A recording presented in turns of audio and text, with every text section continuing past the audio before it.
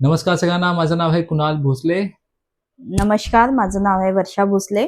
आणि आज मी डिस्कस करणार आहे माझे वडिलांसोबत झालेले हं, दोन खरे असे हॉरर इन्सिडेंट.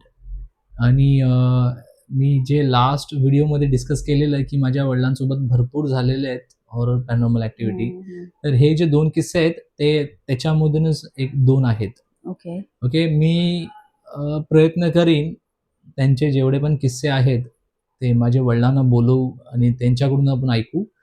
अ, ते जरा बिझी आहेत म्हणून ते येऊ नाही शकले, पण नाही येऊ शकले. पण नेक्स्ट टाईम मी प्रयत्न करीन माझ्या वडिलांना आणू.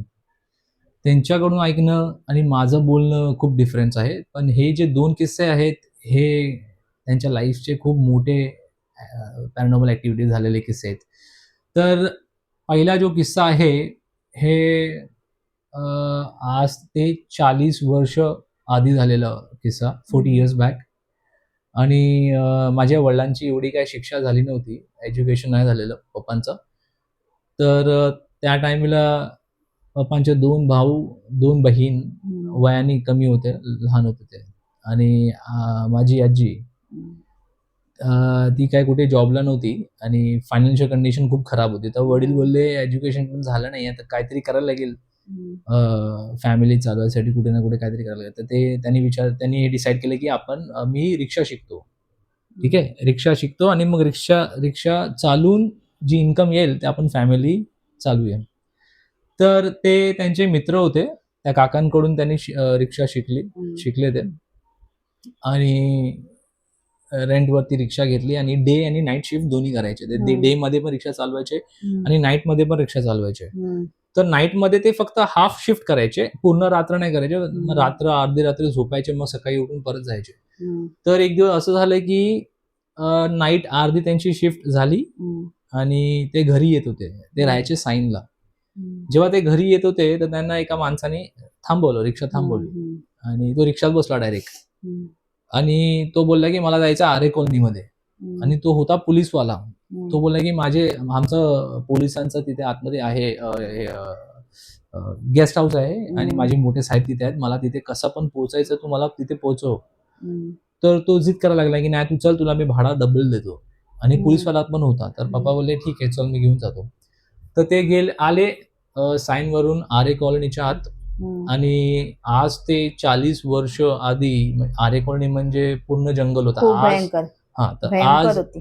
आज डेव्हलपमेंट झालंय, आतमध्ये हं, सोसायटी झाली हं, आहे, लोकं राहायला हं, गेलेत हं, आणि मेट्रो स्टेशन झालंय. तर खूप हं, डेव्हलपमेंट झालंय. हं, पोलिस स्टेशन आहे आतमध्ये 2-2. हं, अ, मध्ये हे पण तिथे एक झू पण खुललाय हं, लहान मुलांसाठी खेळायला.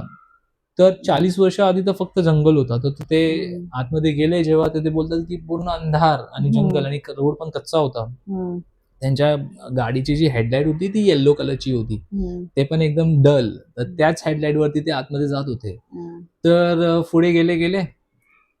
ते बोलतात, की मला लेफ्ट साइडला टाईम काय झाला होता तो? टाईम. आता पप्पा काय करायचे, हाल्फ शिफ्ट करायचे म्हणजे 10-11 वाजता ते जात असणार. हं, आणि 2, 2:30, 1-2 च्या आसपास झालं हं, असेल. कारण 3 हं, वाजता तर ते घरी जायचे, झोपायचे. हं, मग सकाळी उठून परत जायचे. हं, खूप मेहनती होते. तर 1-1:30च्या आसपासचाच हा किस्सा आहे. हं, रात्री ते गेले आतमध्ये आणि हं, जेव्हा ते आतमध्ये जात होते, लेफ्ट साइडला त्यांना हं, एका झाडावर आग लागलेली दिसली. हं, हां, पोलिसवाले काका पण होते हं, त्यांच्यासोबतच मागे बसलेले. हं, तर ते पप्पांनी लेफ्ट साइडला बघितलं, की एक झाड आहे त्याला आग लागली आहे भरपूर. हं, हां. हं, आणि पप्पा बोलले, "कोण असेल गावातल्या लोकांनी किंवा काय केलं असेल, हं, हं. सिक्युरिटी लावताना होतं असं." होतं. हां. तर ते जात गेले पुढे, तर लेफ्ट साइडला त्याची जी आग होती ना, ती वाढत गेली. भरपूर वाढत गेली आग. वाढत गेली हां, म्हणजे म्हणजे ते झाड स्प्रेड पेटत पेटत गेला गेलं. आणि आजूबाजूला पण ते आग लागायला गेली. ओके. पूर्ण स्प्रेड व्हायला लागला. ती फायर पूर्ण स्प्रेड व्हायला लागली. हं, हं. तर ते पुढे गेले, बोलले, की "ठीक आहे, तर झाड थोडा लांब होता, तर आपण कधी पण ट्रॅव्हल करतो गाडीने, ते लांबची वस्तू ना हां. आपल्यासोबत चालते." हां. हां, तर तसंच ते पूर्ण ना आग लागायला लागली पूर्ण. हं. आणि पुढे गेले ना, बोलतात पूर्ण जंगलला आग लागली आहे. हं? हां. आणि ते पोलिसवाले काका पण बघतात आहे, की हे जंगलला पूर्ण आग लागली आहे. तर ते पुढे तरी पण बोलले, की ते काका बोलले, की "तू चल, तू थांबू हं, नको. नाहीतर आपल्याला पण प्रॉब्लेम होणार याच्याने." तर ते पुढे हं, जात गेले. हं, ते गेले. पुढे पुढे.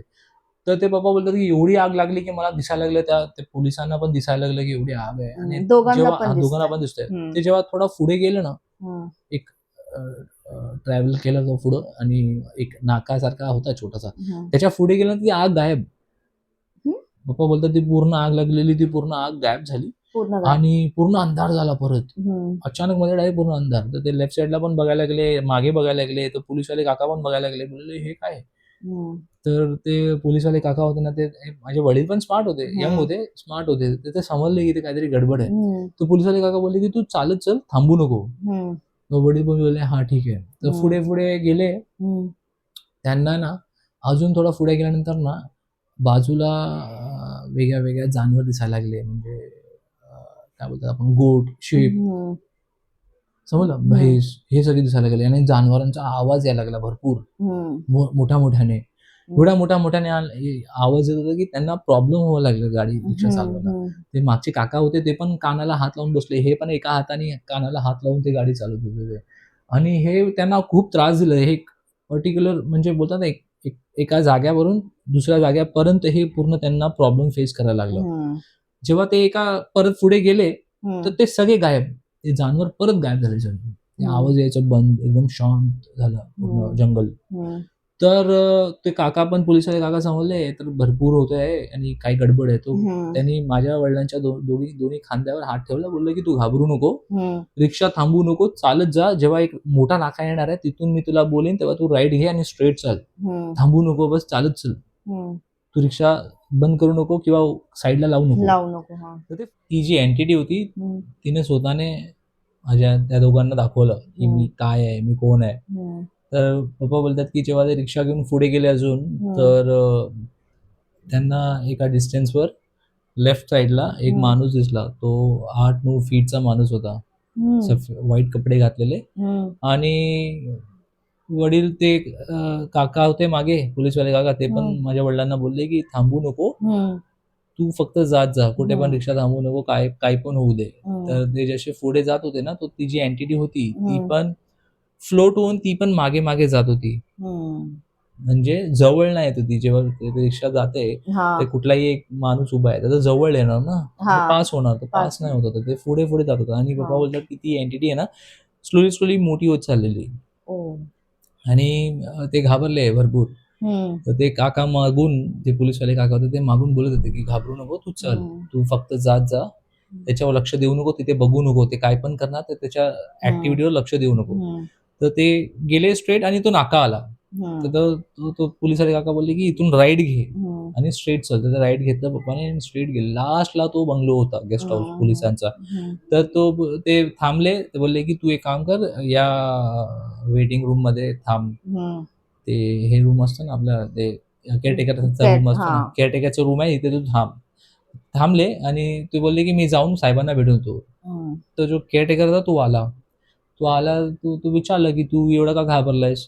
तर माझ्या वडिलांनी मग त्यांना समजवलं की असं असं झालं. तो बोलला की या रोडवरती ही ऍक्टिव्हिटी भरपूर होते, सांभाळून राहायचं.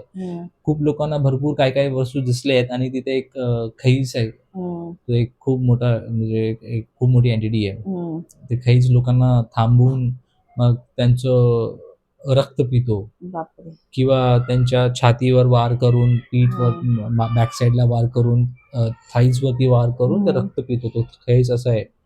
आणि पोलीस केस पण झाली तर पोलीस लोक पण बिलीव्ह करत नाही गावच्या लोकांचं. आज तुम्ही एक्सपिरियन्स केलाय म्हणून तुम्हाला समजलं आणि तुम्ही हे बघितलंय, त्याला बघितलं तुम्ही कसं आहे ते, खूप डेंजर आहे. तर तो खूप लोकांना असा त्रास दिलाय, खूप लोकांना त्यांनी मारलंय त्या रस्त्यावर. तर तेवढ्यात मग ते पोलिसवाले काका पण आले, पैसे वगैरे क्लिअर केले आणि बोलले की आजची रात तू इथेच राहा, मग तू पुढे सकाळी झालं तर मग तू जा आणि कोणाला डिस्कस करू नको ही सगळे जे वस्तू झाले आपल्यासोबत. लोक तुला बिलीव्ह नाही करणार, मला पण बिलीव्ह नाही करणार. काही काही वस्तू असतात त्या आपल्यामध्येच आपण ठेवायला पाहिजे. तर असा एक किस्सा माझ्या वडिलांसोबत झालेला आहे जेव्हा ते यंग होते. अजून पण भरपूर किस्से आहेत. मी प्रयत्न करेन माझ्या वडिलांनाच घेऊन येऊ व्हिडिओमध्ये, तर त्यांच्याकडून ऐकलं की अजून चांगला मस्त अनुभव भेटेल सगळ्यांना. तर हा एक किस्सा. आता जी नेक्स्ट व्हिडिओ आहे त्याच्यामध्ये जो किस्सा आहे तो आमच्या एका भुताडकी घरामध्ये झालेलं. आम्ही जितक्या पण आम्ही रूम चेंज केले किंवा जितक्याही घरात आम्ही गेलो राहायला, अनफॉर्च्युनेटली तिथे काही ना काही अशी ॲक्टिव्हिटी झाली आहे. तर जे नेक्स्ट व्हिडिओ आहे त्याच्यामध्ये मी डिस्कस करणार आहे. आमचं एक घर भुताडका होता. त्याच्यामध्ये माझ्या आईला भरपूर त्रास झाला आणि जी एंटिटी होती त्यांना पण त्यांनी बघितलं ते काय आहे, कसं आहे. तर नेक्स्ट व्हिडिओ आपण नक्की ते डिस्कस करूया. त्यापर्यंत thank you so much. Like करा, शेअर करा, सबस्क्राईब